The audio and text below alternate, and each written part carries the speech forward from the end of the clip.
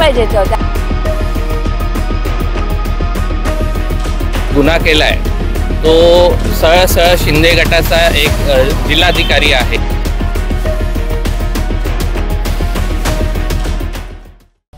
नवी मुंबई के ऐरोली में दलित व्यक्ति के साथ अत्याचार करने और नाक रगड़वाने वाले आरोपियों पर कार्रवाई नहीं होने पर दलित पैंथर संगठन ने नाराजगी व्यक्त की है।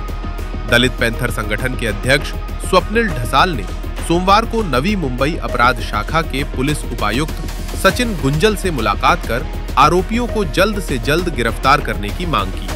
उन्होंने कहा कि पहले तो पुलिस ने आरोपियों पर मामला दर्ज करने में देरी की और जब दलित पैंथर संघ ने हस्तक्षेप कर पुलिस से जवाब मांगा तब जाकर आरोपियों के खिलाफ एट्रोसिटी एक्ट के तहत मामला दर्ज किया गया। जब से मामला दर्ज किया गया है, आरोपी फरार चल रहे हैं।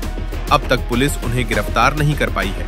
हमने जब आज पुलिस उपायुक्त से मुलाकात की तो उन्होंने कहा कि आरोपियों के मोबाइल से उनकी लोकेशन ट्रेस की गई थी और वे गुजरात में पाए गए थे, जिसके पश्चात पुलिस की उन्हें पकड़ने के लिए गई थी, लेकिन वे लोग वहां नहीं मिले।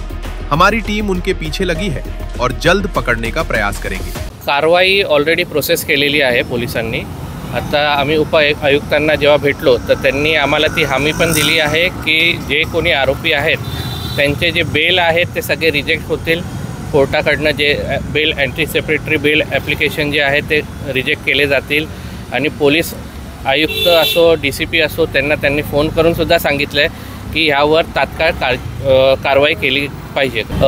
पोलिसांचं कुठेतरी अपयश म्हणजे भरपूर अपयश आहे त्याच्यामध्ये। प्रॉब्लेम असा आहे की जो व्यक्ती ज्यांनी गुन्हा केला आहे तो सरळ शिंदे गटाचा एक जिल्हाधिकारी आहे, त्याच्यामुळे पोलीस प्रशासनावर त्या पद्धतीने प्रेशर पण आहे।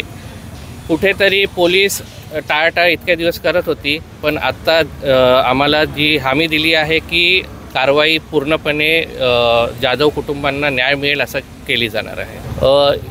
इश्यू जो होता की त्यांनी जाधव जे फॅमिली मेंबर आहे त्यांना नाक घासायला लावलं होतं, शिवीगाळ केली होती, मारहाण केली होती, ते पण पब्लिकली, आणि जातीवाचक शिवीगाळ केली होती। त्यासाठी ॲट्रॉसिटी अंतर्गत आपण तिकडे FIR नोंद केली होती आणि FIR घेण्यासाठी सुद्धा पोलिसांची टाळाटाळ चालू होती। 3 महिने झाल्यानंतर ती FIR घेतली गेली आहे। आम्हाला पोट भरासाठी काय आधार नाही। तुम्हाला साहिल दादांनी एका रस्त्याला जागा दिली, तू इथं पोटभर काहीतरी विकून हो। तो बोलतो का तुझ्या बापाची जागा आहे का, तू इथं बसते, तुझा एक दिवशी बाजार उठवून लावतो। मग आम्ही जायचं कुठं? का आम्हाला गव्हर्नमेंटच्या सर्व्हिस आहेत का आम्हाला स्वतःचे घर आहेत? खायचं काय आम्ही? मग आमच्यासारखं अन्याय होतो, आम्हाला न्याय कोण देणार? कोणी धमकी दिली तुम्हाला? विशाल माळी। आम्हाला न्याय पाहिजे याच्यावरती, आणि जातीवरती पण बोलतात ना तर त्याचा पण आम्हाला न्याय पाहिजे। कारण आज त्यांनी जातीवर उचल, दुसरा पण चप्पल घेऊन उठला ना आमच्या जातीवरती। विषय माझ्यावर पण तेच झालाय। विषय पहिला आम्ही आलो होतो जाधव परिवारांसाठी, कारण की त्यांनी जातीवरती शिव्या दिल्या, त्यांना मारहाण केली, जातीवरती शिव्या दिल्या। आम्ही तर त्याच्यापासून पीडित आहोत। आम्हाला हे नाही आहे, आमच्यावर अन्याय केला आम्ही सहन केला, पण त्यांनी जातीवरती जर बोलला आहे तर ते आम्ही सहन करू शकत नाही। म्हणून आम्ही त्याच्यासाठी इथं आलोय, कारण की त्यांनी अन्याय आमच्या लेकरावर पण केला। मला पण रूम खाली करायला लावला, माझ्या पोराला खोट्या केसमध्ये हे केला, कंप्लेंट केली खोटी केस करून शिंदेनी। माझा मुलगा पीडित आहे, माझ्या मुलाचं ऑपरेशन झालंय, माझा मुलगा घाबरतो, त्याच्यामुळे माझा मुलगा पण घाबरतो की बाहेर फिरत नाही जास्त।